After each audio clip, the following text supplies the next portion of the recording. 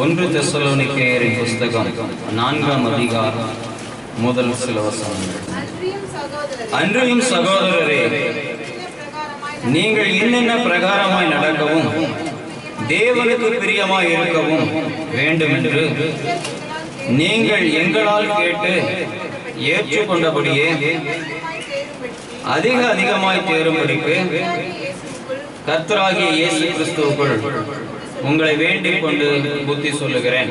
இந்த லெந்து நாட்களாகிய இந்த காலங்களிலே நாம் தேவனாகிய கர்த்தருடைய பாடுகளை குறித்தும் சிலுவையின் பிரயாணங்களை குறித்தும் நாம் தியானித்துக் கொண்டிருக்கும் இந்த வேளையில சில காரியங்களை நாம் கற்றுக்கொள்ள வேண்டிய அவசியம் உண்டு. அதுல இந்த நாளிலும் கர்த்தர் நமக்கு கொடுத்திருக்கிற இந்த காரியம் என்னவென்றால், இவர்கள் அப்போஸ்தலர்கள் இந்த காரியங்களை நீங்கள் கற்றுக்கொள்ள வேண்டும் என்று சொல்லி அவர்கள் சொல்லுகிறவைகளில் ஒன்றாகிய இந்த காரியத்தை நாம் பார்க்க அழைக்கப்பட்டிருக்கிறோம். எதை கற்றுக்கொள்ள வேண்டும் என்று சொல்லுகிறார்கள் என்றால், அதற்கு கீழே உள்ள வசனங்களை வாசிக்கும் போது 2ஆம் வசனத்தை வாசிக்கலாம்.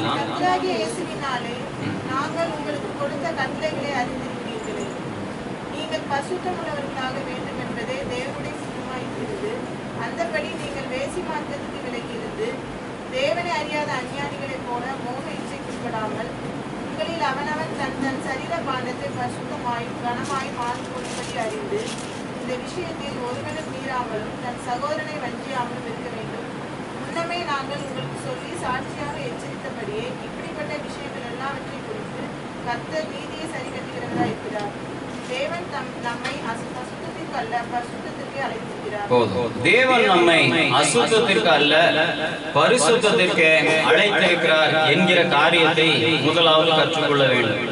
இந்த சிலுவையினுடைய பாடுகளுக்கு நேரான இந்த நாட்களில் ஆண்டவர் எதற்காக இந்த பாடுகளுக்கு தன்னை ஒப்பு கொடுத்தார், எதற்காக இந்த பாடுகளை ஏற்றுக்கொண்டார் என்பதை நாம் முதலாவது கற்று தெரிந்திருந்தால் மட்டுமே நாம் அந்த காரியத்திற்கு உடன்பட்டவர்களாக இருப்போம். சிலுவையை குறித்த சிந்தை நம்முடைய வாழ்க்கையில் இருக்கும். நிறைய பேருக்கு அந்த காரியங்களை நம்ம பாவம் செய்யறோம், நம்முடைய பாவங்களிலிருந்து நம்மை மீட்கும் பொருளாக இயேசு கிறிஸ்து தம்மை சிலுவையில் ஒப்பு கொடுத்தார். அவர் ரத்தம் சிந்தினதினாலே நமக்கு பாவத்திலிருந்து ஒரு பெரிய விடுதலை உண்டானது என்று சொல்லி அந்த திருப்தியிலேயே வாழ்ந்து கொண்டிருக்கிறோம். போன வாரத்துல நினைக்கிறேன் ஒரு ஊழியக்காரர், மகா விமர்சையான ஒரு ஊழியக்காரர் இந்த காரியத்தை குறித்து பேசிக் கொண்டிருந்ததை கேட்டு நல்ல அழகா பேசிட்டு இருந்தார். மனுஷனுடைய நியாய பிரமாணத்தின் நிமித்தம் சொல்லப்பட்டிருக்கிற சகல காரியங்களையும் பாவங்களையும் வரிசைப்படுத்தி சொல்லிக் கொண்டிருக்கிறார். இந்த பாவங்களின் நிமித்தம் அவர்கள் அடிக்கப்பட வேண்டிய, கொல்லப்பட வேண்டிய நிர்பந்தமான சூழ்நிலைகள், இவைகள் எல்லாவற்றின் நிமித்தமாகவும் இவர்கள் சிலுவையில அடிக்கப்பட வேண்டிய அளவிற்கு மனிதனுடைய பாவங்கள் பெரிதாக இருக்கிறது. அதனால இவர்கள் எல்லாரும் பாவத்தின் நிமித்தம் சிலுவையில அடிக்கப்படுவதற்கு பதிலாக இயேசு கிறிஸ்து தம்மை சிலுவையில ஒப்பு கொடுத்தார். இப்படி ஒப்பு கொடுத்ததினால இந்த காரியங்கள், பாவங்கள் எல்லாவற்றையும் செய்ய வேண்டும் என்பது திட்டம் அல்ல. இந்த காரியங்கள் எல்லாவற்றிற்கும் நாம் விலகி இருக்க வேண்டும் என்பதுதான் தேவனுடைய தீர்மானம். ஆனாலும் நீங்க இந்த பாவத்தை எல்லாம் செஞ்சிட்டீங்கன்னா நீங்க இயேசு கிறிஸ்து உங்களை ஆசீர்வதிக்க மாட்டார் என்றோ அல்லது இயேசு கிறிஸ்து உங்களை கண்டுகொள்ள மாட்டார் என்றோ நினைக்காதீங்க. மாறாக அவர் ரத்தம் சிந்தி விட்டதினால உங்களை திரும்பவுமாக கர்த்தர் அழைத்துக் கொள்வார். உடனே எல்லாருக்கும் ரொம்ப சந்தோஷம். பாவம் செய்யாதுன்னு சொல்ற வரைக்கும் கொஞ்சம் ஒரு மாறியா இருக்கு. அப்புறம் இதெல்லாம் நீங்க செஞ்சாலும் கர்த்தர் உங்களை விடுவதில்லை. ஒரு முறை அது உண்மைதான், விட்டுருந்தா நம்ம இந்நேரம் யாருமே இங்க இருந்திருக்க மாட்டோம், சபை காலியா தான் உட்கார்ந்துரும். ஆனா அவர் உன்னை திரும்பவும் திரும்பவும் விட்டு விடுவதற்காக ரத்தம் சிந்தி கொண்டே இருக்கவில்லை. ஒரு முறை, அவ்வளவுதான், ஒரு முறை கர்த்தர் ரத்தம் சிந்தினார், ஒரு முறை உன்னை மன்னித்தார். இப்ப நமக்கு பிரச்சனை என்னன்னா, 2வது முறை செய்யலாமா செய்ய வேண்டாமா அந்த வேகத்துல தான் இருக்கும். வேதம் சொல்லுகிற காரியம் என்னவென்றால், 2வது முறை நீ செய்யக்கூடாது எந்த காரியத்தையும். 2வது முறை தேவனுக்கு விரோதமான பாவத்தை செய்ய முற்படக்கூடாது. முற்படுவாயே ஆனால் இந்த ரத்தம் சிந்துதல் பிரயோஜனமற்றதாக போய்விடும். அததான் இன்னைக்கு சொல்ல மறந்துடுறாங்க. இந்த ரத்தத்தின் வல்லமையை குறித்து பேசுகிறவர்கள் இந்த ரத்தத்தின் வல்லமை ஒரு தரம் உண்டு என்பதை குறித்து சொல்ல மறந்து போனார்கள். அதனாலதான் கிறிஸ்துவின் அன்பை குறித்து பேசுவது நமக்கு அப்படியே புளிச்சு போன காரியமா போச்சு. திரும்ப திரும்ப அதையவே பேச வேண்டியது, திரும்ப திரும்ப அதையவே சொல்ல வேண்டியது, திரும்ப திரும்ப அதையவே கேட்டுக்கொண்டிருக்கிறது. நிறைய பேருடைய வாழ்க்கையில் அந்த காரியத்தை நாம் அனுபவ ரீதியாக பார்த்திருக்கிறோம். வாழ்க்கையில ஆண்டவர் கொடுத்திருக்கிற தருணங்களை நீங்க அதை அல்ல தட்டும் போது திரும்பவுமாக அந்த தருணங்கள் உனக்கு அதே போல் கிடைப்பது கிடையாது. திரும்ப அந்த தருணத்தை பெறுவதற்கே ஒரு இன்ட்ரோ இருக்கும் பாருங்க, அது ரொம்ப டேஞ்சரா இருக்கும். அதுதான் ரொம்ப கஷ்டமான சூழ்நிலை. நீ முதல்ல ஆண்டவருக்குள்ள வரும்போது ரொம்ப லகுவா வந்திருக்கும். பாவத்தின் போக்கிலேயே நம்மளை அப்படியே தட்டி கொண்டு வந்து அந்த பாவத்திலிருந்து நம்மளை விடுதலையாக்கி அழகா கழுவி குளிப்பாட்டி வச்சிருப்பாங்க. அந்த அதே நாயோ அல்லது அதே குழந்தையோ திரும்பவும் அந்த அழுக்குள்ள போகும்போது பெத்த தாயா இருந்தாலும் பெதடியில ஒரு தட்டு தட்டி தான் திரும்ப குளிப்பாட்டுவாள். மூன்றாவது தடவை போனா அதனுடைய போக்கு வித்தியாசமாக தான் இருக்கும். அந்த தட்டு உனக்கு போதுமானதாக இருந்தா இந்த இரண்டாவது முறையில மனம் திரும்பி இருக்கு. இது போதாததாக இருந்தால் மூன்றாவது முறை அப்ரோச் வித்தியாசமாக இருக்கும். நான்காவது முறை அஞ்சாவது முறை இருப்பியோ இல்லையே தெரியாது. இதுதான் மோசமான போக்குங்கிறது. நம்ம முதல் போக்கவே வச்சுட்டு கிறிஸ்துவின் மரணத்தை உனக்கு ஒரு வேடிக்கை பொருளாக மாற்றிவிடக்கூடாது. முதல் முறை கிடைத்த தருணத்தை வைத்துக் கொண்டு கிறிஸ்தவம் என்றாலே அதுதான் என்று நீ தவறான கணக்கு போட்டு விடக்கூடாது.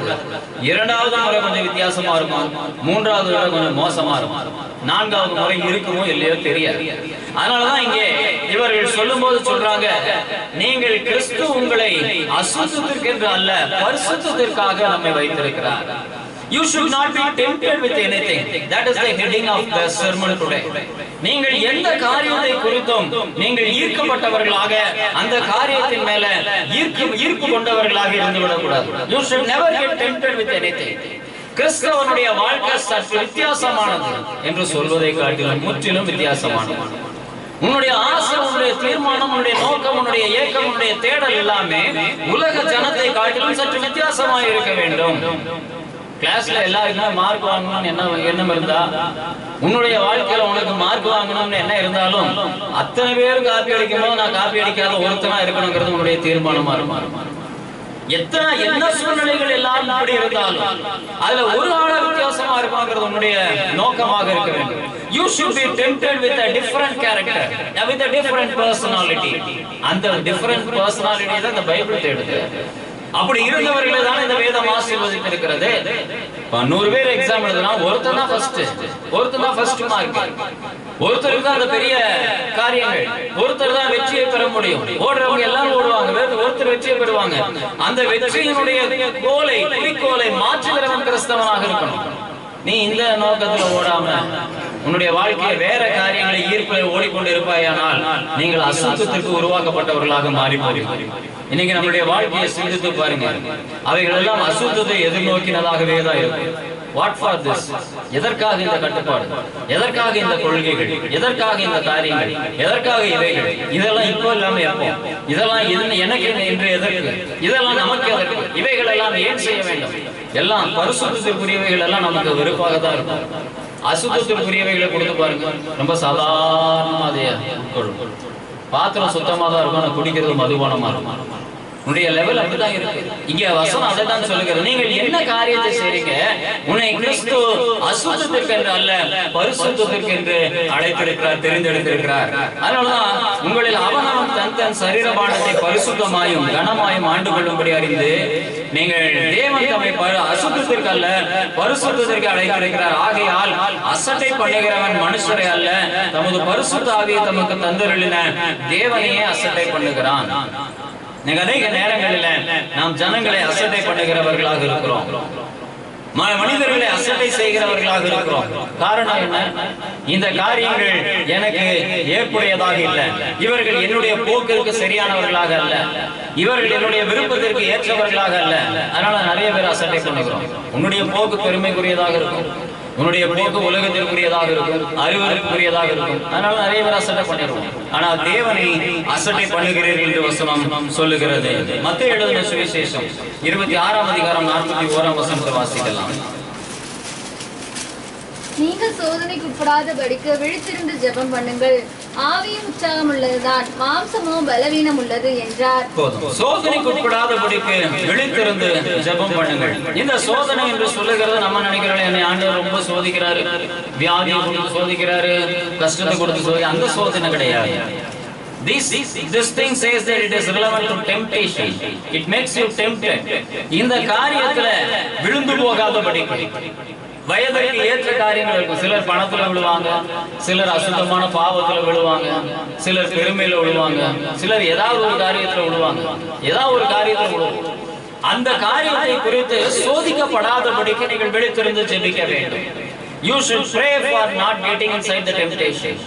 நீங்கள் உங்களை உலகம் ஈர்க்காதபடிக்கு, உலகத்தின் காரியங்கள் உங்களை அபகரித்துக் கொள்ளாதபடிக்கு, உலகத்தின் அருவருப்புகள் உங்களை சேதப்படுத்தி விடாதபடிக்கு, அவைகளை நீங்கள் விரும்பாதபடிக்கு ஜெபம் பண்ணுங்கன்னு சொல்லுங்க. இந்த காரியத்தை பத்தி நம்ம இதுக்கு முன்னாடி யோசிச்சோமா இல்லையா கூட தெரியாது. You should pray that you should not get tempted with anything. உலகத்தின் பாவத்தில நான் ஈர்க்கப்படாதபடி. அப்படி இருக்கிறோமா இங்க? நம்ம அந்த தவறை செஞ்சுட்டோமா, அந்த தவறை செய்ய முடியலையேன்னு தான் எனக்கு வருத்தத்துல இருக்கவே தவிர இந்த காரியத்தை குறித்த விருப்பம் இல்லையேன்னு யாருமே கிடையாது. என்னால இந்த உடைய கூட போட முடியலையே அப்படிங்கிற வைராக்கியம் அந்த ஏக்கம் நம்முடைய இருதயத்துல இருந்துகிட்டே இருக்கு. நமக்கு யூனிஃபார்ம் போடுறதுல நிறைய பேருக்கு விருப்பமே கிடையாது. யாருமே நம்ம சந்தோஷத்தோட இந்த யூனிஃபார்ம் போடுறது கிடையாது. We are tempted with the world. எந்த காரியமானாலும் சரி, இதை செய்ய முடியலையே, இந்த காரியத்திற்கு என்னால பங்கெடுக்க முடியல, இந்த வேதம் தடுக்குதுன்னு சொல்றமே தவிர இந்த வேதம் என்னை நடத்துகிறதேன்னு நம்ம சொல்றது கிடையாது.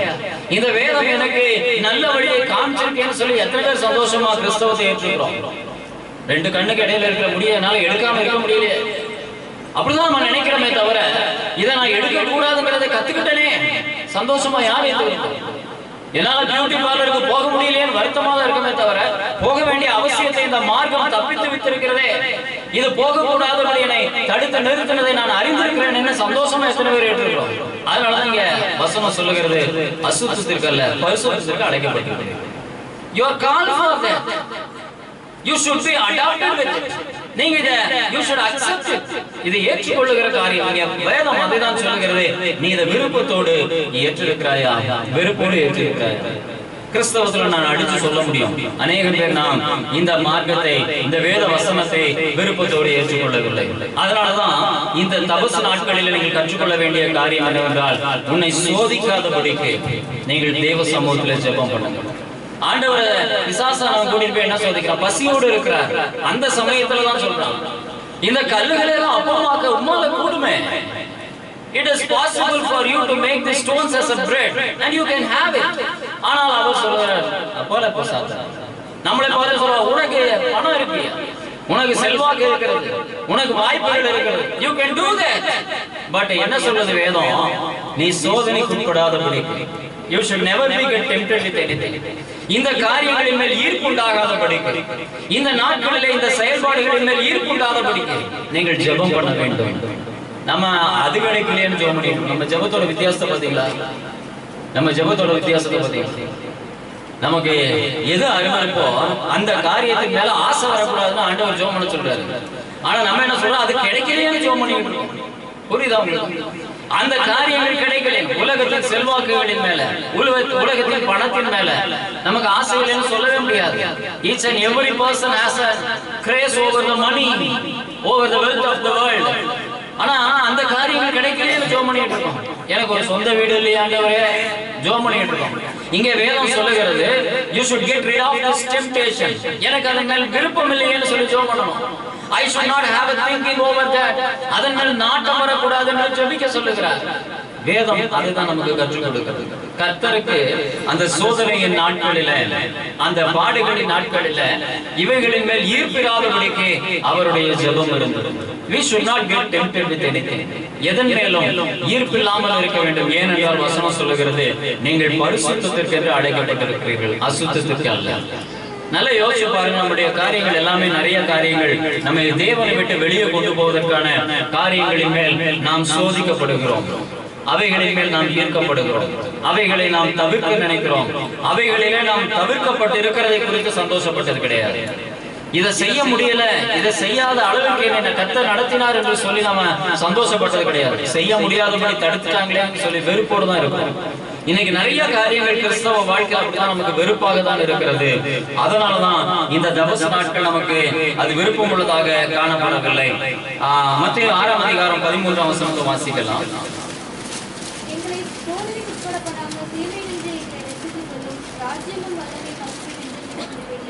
திரும்பவும் வாசிக்கிறோம். எங்களை சோதனைக்கு பிரவேசிக்க பண்ணாமல் தீமையில் என்று எங்களை ரட்சித்துக் கொள்ளும். என் கர்த்தர் கற்றுக் கொடுத்த காரியமாக இதை நாம் பார்க்கிறோம். அங்கே என்ன சொல்லப்பட்டிருக்கிறது? எங்களை சோதனைக்கு உட்பட பண்ணாமல் எங்களை தீமையிலிருந்து எங்களை ரட்சித்துக் கொள்ளும். ராஜ்யமும் வல்லமையும் மகிமையும் என்றென்றைக்கும் உடையவைகளே. எங்கள் கடனாளிகளுக்கு நாங்கள் மன்னிக்கிறது போல எங்கள் கடன்களை மன்னியும் என்று சொல்லி ஜெபம் பண்ணிட்டு எங்களை சோதனைக்கு உட்பட பண்ணாமல் தீமையிலிருந்து எங்களை ரட்சித்துக் கொள்ளும். நாங்கள் we should not get tempted with the wrong thing, the false thing, the worldly thing, the ugly thing. இவைகளிலே நாங்கள் ஈர்க்கப்படாதபடிக்கு எங்களை விடுதலையாக்கணும்னு சொல்லி கர்த்தர் தாம் சொல்லிக் கொடுத்த ஜெபத்திலேயே அந்த காரியத்தை வைக்கிறேன். சோதனைக்கு உட்பட பண்ணாமல் என்று சொன்னா எனக்கு கஷ்டம் வராம என்ன பார்த்துக்கணும்னு சொல்லல. ஏன்னா அன்றன்றைக்கு உள்ள ஆகாரத்தை எங்களுக்கு கொடுங்கன்னு தான் சொல்லி ஸ்டார்ட் பண்றாரு. நான் கடனாளிக்கு மன்னிக்கிறது போல எனக்கு மன்னியும் தான் சொல்றாரு. எனக்கு இருக்கிற காரியத்துல எனக்கு போராட்டம் நஷ்டம் கஷ்டம் வராதபடிக்கு என்னை பார்த்துக்கொள்ளும் தான் சொல்றாரு. என்ன செல்வ சீமானாக வையும் என்று சொல்லி ஜெபத்துல சொல்லிக் கொடுக்கல. அதனாலதான் என்ன சொல்றாரு? சோதனைக்கு உட்பட பண்ணாமல் இது என்னுடைய வாழ்க்கைக்குள்ள இந்த காரியங்கள் தேவை என்று சொல்லி இவைகளை மேல நான் டெம்ப்ட் ஆகாத படிக்கு இவைகளை மேல ஈர்ப்பு கொள்ளாத படிக்கு என்னை விடுதலை ஆக்கும் ஆண்டவரே என்று ஜெபம் பண்ணுங்க. Your prayer should be like that. இந்த லெந்து கால ஜெபங்கள் உங்களுக்கு வித்தியாசமாக இருக்கட்டும். அருவருப்புகளின் மேல நான் ஆசைப்படக்கூடாது ஆண்டவரே. உலகத்தின் காரியங்களின் மேல நான் ஆசைப்படக்கூடாது. சுய வெறுப்பு நாட்கள் இதெல்லாம். சுய வெறுப்பு காணிக்கைன்னு சொல்லுவாங்க. சுய வெறுப்புன்னு நம்மளால சிக்கன் சாப்பிட மாட்டேன், மீன் சாப்பிட மாட்டேன், இவைகள் எல்லாம் நம்ம ஸ்டாப் பண்ணி வச்சுட்டு அந்த காணிக்கை போய் போடுறோம். இது ஆதி காலத்துல இருந்து இருக்கிற ஒரு பழைய கிளாசிக்கல் திங். அது இருந்துட்டு போட்டு அதை பத்தி பிரச்சனை இல்லை. அட்லீஸ்ட் அதுவாது இருக்கேன்னு சந்தோஷப்படலாம். ஆனா உன்னுடைய சுயம் என்ன வெறுக்கப்பட்டிருக்கு? அன்னைக்கு ஒன்று கேட்கறாங்க, லெந்து டேஸ்ல கலர் சேலை கிடைக்கலாமா? நமக்கு ஏதாவது ஒரு something should be different in the length days. உன்னுடைய வாழ்க்கையில தேவன் சுயத்தை வெறுக்க சொல்லுகிறார். It means that you should not get tempted with the worldly things. உலக காரியங்களின் மேல் இருக்கிற ஈர்ப்புகளை விட்டு வெளியே வாங்குங்க. உலக காரியங்களின் மேல இருக்கிற ஆசைகளை விட்டு வெளியே வாங்க. உலக தேடல்களின் மேல இருக்கிற காரியங்களை விட்டு வெளியே வாங்க. ஏன்னா the cross makes a bondage with the heaven. கிறிஸ்துவின் சிலுவை பரலோகத்தோடு உனக்கு ஒரு பிணைப்பை உண்டாக்குகிற ஒரு சம்பவமாக இருக்கிறது. It is not for the universe. It is not for the world. It's not for the earth. இதுக்குரியது அல்ல. கிறிஸ்துவின் சிலுவை மரணம் என்பது உலக வாழ்க்கைக்கு உரியது அல்ல. இது தேவ ராஜ்யத்திற்குரிய காரியங்கள். அதனாலதான் இந்த ஜெபத்தில் அவர் சொல்லிக் கொடுக்கிறார், எங்களை சோதனைக்கு விடாத பண்ணிக்கு தீமையிலிருந்து ரட்சித்துக் கொள்ளும். ராஜ்யமும் வல்லமையும் மகிமையும் என்றென்றைக்கும் உடையவைகளே. All the things which are entirely belonging to you, then why should I seek those things in the world? பூமியில இருக்கிறவனை நான் மதிக்கணும்னு நான் ஏன் ஆசைப்படணும்? பூமியில இருக்கிறவர்களை காட்டிலும் நான் பலவானாக இருக்கணும்னு ஏன் ஆசைப்படணும்? பூமியில இருக்கிறவர்களை காட்டிலும் செல்வ சீமானாக இருக்கணும்னு ஏன் ஆசைப்படணும்?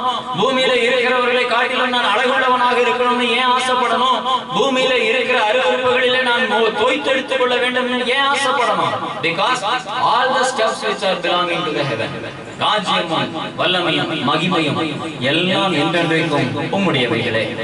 அது everything is God's. எந்த இடத்திலும் கர்த்தர் உன்னை உயர்த்தி நிறுத்த முடியும். எந்த இடத்திலும் கர்த்தர் உன்னை தனித்து உயர்த்த முடியும். எந்த இடத்திலும் கர்த்தர் உனக்குரிய காரியங்களை உனக்கு கொடுத்து உன்னை மேன்மையாக்க முடியும். ஆனா நம்மளுடைய ஈர்ப்பு எதை நோக்கி இருக்கு? In which you are getting tempted. எதன் மேல் ஆசை கொண்டவர்களாக இருக்கிறீங்க? நீங்க அசுத்தத்துக்கு என்று உருவாக்கப்பட்டவர்களாக. இங்க உள்ளவைகள் எல்லாம் அசுத்தத்திற்குரியது. இங்க யாருக்கு நிறைய சம்பளம்? பூமியில அதிகமா சம்பாதிக்கிறது யார்? சம்பாதித்து என்ன பண்றது செய்யாம தலைகட்டு தறிகட்டு ஓடிட்டு சினிமாக்காரர்களுக்கு தான் சம்பாத்தியம் ஜாஸ்தி. சினிமாக்காரர்களுடைய வாழ்க்கை என்ன? கடுபாதாளமான அசுத்தம். அதை விட வேற ஒண்ணுமே கிடையாது. இருக்கிறதுல the worst is earning more, the worst is gaining more. அதுதான் இன்னைக்கு உன்னுடைய வாழ்க்கையில் உன்னுடைய ஈர்ப்பு, உன்னுடைய தேடல், உன்னுடைய நோக்கம் என்னவா இருக்கு? கிறிஸ்தவனாக இருந்தாலும் சரிதான், அது ஊழியக்காரனாக இருந்தாலும் சரிதான். He needs a style which should be followed as an actor. பூமியில இருக்கிற அசுத்தத்தின் கெடுபாதத்தில் இருக்கிற காரியத்தினுடைய சாரத்தை அந்த சாயலை தரிக்கணும்னு ஆசைப்படும். வேதம் சொல்லுது, அசுத்தத்திற்கு உருவாக்கப்படலையே, நீ அசுத்தத்திற்கு உருவாக்கப்படலையே, நீங்கள் பரிசுத்தத்திற்கு என்று உருவாக்கப்பட்டவர்கள். அதனாலதான் எதன் மேல் ஈர்ப்பு இருக்கிறது என்பதை பார். ஒரு நடிகையினுடைய உடைய போடணும்னு ஆசைப்பட்டேன்னா நீ அசுத்தத்திற்கு என்று உருவாக்கப்படலைன்னு தெரிஞ்சுக்க. அவர்களுடைய சாயலை நீங்கள் தரித்துக் கொள்ளணும்னு ஆசைப்பட்டீங்கன்னா நீங்க அசுத்தத்துக்கு என்று உருவாக்கப்படணும்னு உன்னுடைய ஈர்ப்பு அதன் மேல் இருந்தால் வேதம் அதை தான் சொல்லுகிறது, you should get out from that temptation. அதன் மேல வந்து உலக பணக்காரன் பணத்தின் மேல உன்னுடைய ஆசை உன்னுடைய ஈர்ப்பு போய் கொண்டு இருக்குமானால் you should get rid of that. உலக படிப்பாக இருக்கட்டும், அவங்களை காட்டிலும் மேலாக படிச்சிடணும், மேலாக சிறப்பாக படித்து விட வேண்டும். படிப்பின் மேல உங்களுடைய காரியங்கள் போனாலும் you should get rid of that. வெளியே வா. ஈர்ப்பு உலகத்தின் காரியங்களின் மேல இருக்கக்கூடாது, அது அசுத்தத்திற்குரியதாக இருக்கிறது. அசுத்தத்தின் மேல நீங்கள் உங்களுடைய ஈர்ப்புகளை வைக்கிறதற்கு கர்த்தர் விரும்புவது கிடையாது. ஏன்னா world is entirely, it is completely spoiled, it is entirely decayed. எல்லாம் கம்ப்ளீட்டா கெட்டு அழுகி போச்சு, அது முழுவதும் அசுத்தத்தினால் நிரம்பி கிடக்கிறது. வேதம் சொல்லுகிறது அதன் மேல் நீங்கள் ஈர்ப்புடையவர்களாக. Are you getting tempted with that? ஆண்டவருடைய ஜெபம் சொல்லிக் கொடுக்கிறது, ராஜ்யமும் வல்லமையும் மகிமையும் என்றென்றைக்கும் உடையது.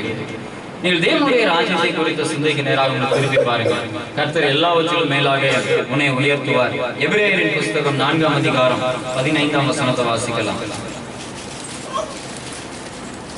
நம்முடைய பலவீனங்களை குறித்து பரிதபிக்க கூடாத பிரதான ஆசிரியர் நமக்கு இடாமல் எல்லா விதத்திலும் நம்மை போல் சோதிக்கப்படும் பாவமில்லாதவராய் இருக்கிற பிரதான ஆசிரியரே நமக்கு இருக்கிறார். நம்முடைய பலவீனங்களை குறித்து பரிதபிக்க கூடாத பிரதான ஆசாரியர் நமக்கு இராமல் எல்லா விதத்திலும் நம்மை போல் சோதிக்கப்பட்டும் பாவமில்லாதிருக்கிற பிரதான ஆசாரியர் நமக்கு இருக்கிறார். The example which is given for untempted person is the Christ. எதிலேயும் எல்லா விதங்களிலேயும் நம்மை போல சோதிக்கப்பட்டோம்.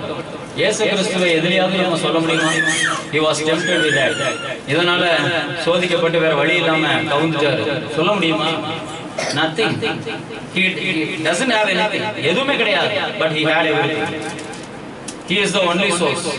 பாவத்திற்கு இத்தனை வருஷங்களானாலும் தலைமுறைகளானாலும் ஆயிரக்கணக்கான ஆண்டுகள் ஓடினாலும் பாவ நிவாரண பலி என்று சொல்லப்படுகிற ஒரே ஒரு உண்டு. But he was not tempted with anything related to the world. 33 வருஷங்களும் உலகத்தினால் எதிலும் கரைபடாதவர், எதனாலும் சோதிக்கப்படாதவர், எவைகளின் மேலும் ஆசைப்படாதவர். ஆனா உலகம் அவர் மேல் ஆசைப்பட்டது.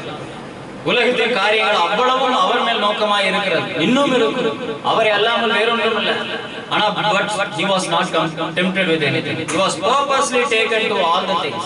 பசியோடு இருக்கும்போது ஆகாரத்தினால் அவர் டெம்ப் பண்ணப்பட்டவர் தான்.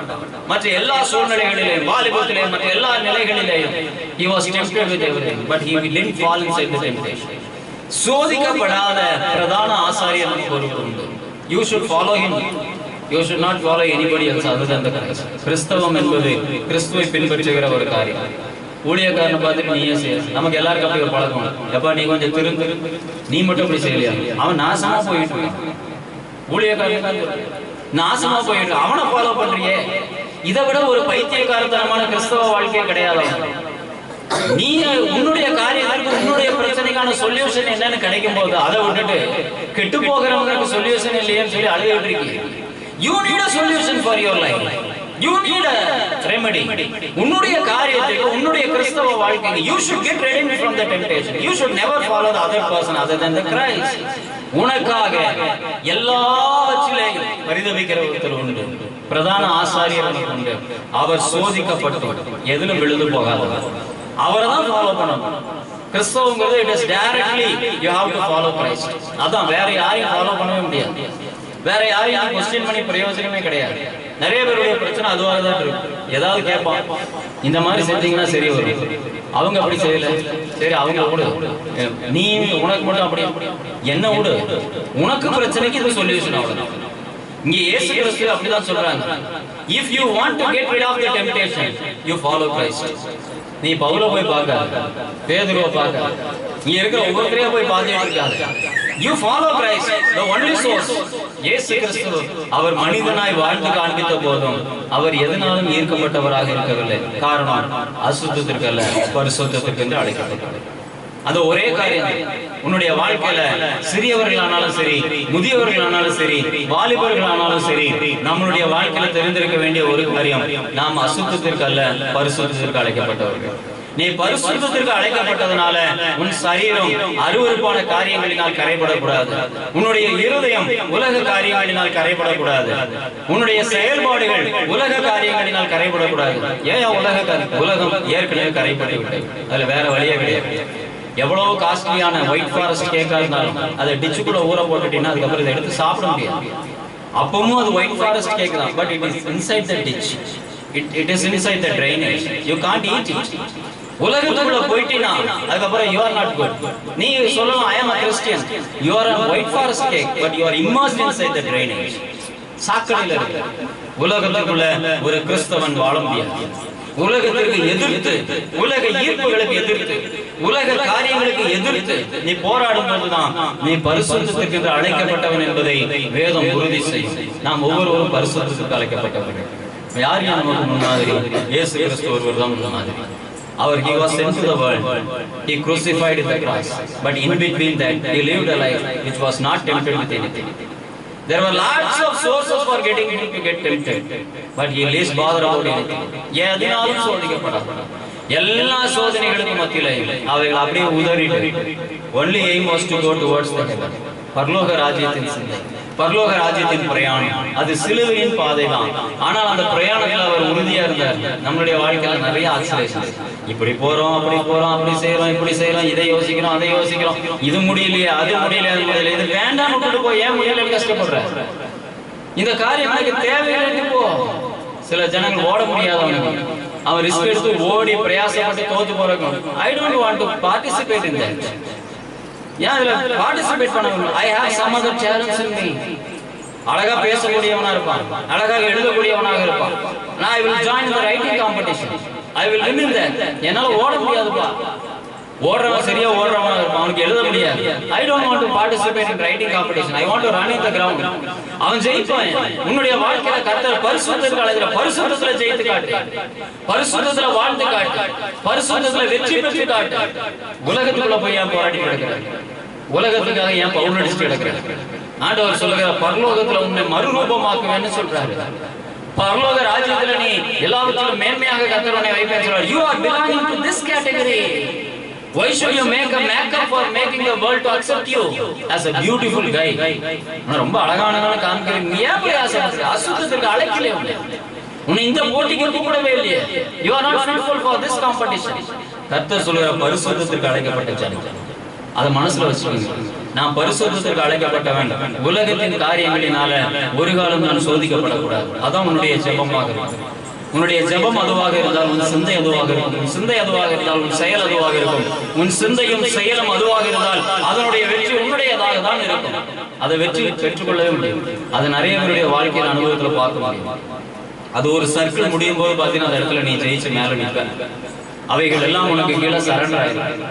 அதனுடைய அனுபவமே வித்தியாசமாக இருக்கும். நீ போராட வேண்டிய அவசியமே கிடையாது. எழுத படிக்க தெரியாதவன் ஒண்ணுமே ஒரு காரியத்துமே பள்ளிக்கூடத்துக்கே போகாதவர்கள் எல்லாம் பள்ளிக்கூடங்கள் அநேகங்களை ஸ்தாபித்த பெரிய பெரிய தலைவர்களாக வந்து நம்ம கேள்விப்பட்டிருக்கிறோம். அவங்க வாழ்க்கையில் அந்த காரியங்களுக்குள்ள போராடல, மாறாக அந்த காரியங்களுக்கு மேலானவர்களாக அவர்கள் வந்ததை பார்க்கிறோம். உலகத்திலே ஆண்டவருடைய வார்த்தையிலும் வேத வாழ்க்கையிலும் வேதத்தில் இருக்கக்கூடிய அநேக ஜனங்களுடைய காரியங்களிலேயும் கர்த்தர் அந்த காரியத்தை நடைமுறைப்படுத்தியிருக்காரு. ஆனா வேதம் அதெல்லாம் நம்ம பார்க்க சொல்ல கிறிஸ்துவை பார்க்க அவ்வளவுதான். He led a life of a human being. He had a life of a human being. He had the all source for getting tempted, but he didn't fall inside any temptation. He didn't seek for any solution for the temptation. He negotiated everything. எல்லாத்தையும் விட்டு போயிட்டே இருக்காரு. Assault, உலகத்தை அசால்ட்டை விடுறவனுடைய வாழ்க்கை கிறிஸ்துவுக்குள் செழிப்பாக இருக்கும், அது பரிசுத்தமாக இருக்கும். அதனாலதான் அந்த வசனம் சொல்லுகிறது, நாம் அசுத்தத்திற்கு அல்ல பரிசுத்தத்திற்கென்றே அழைக்கப்பட்டவர்.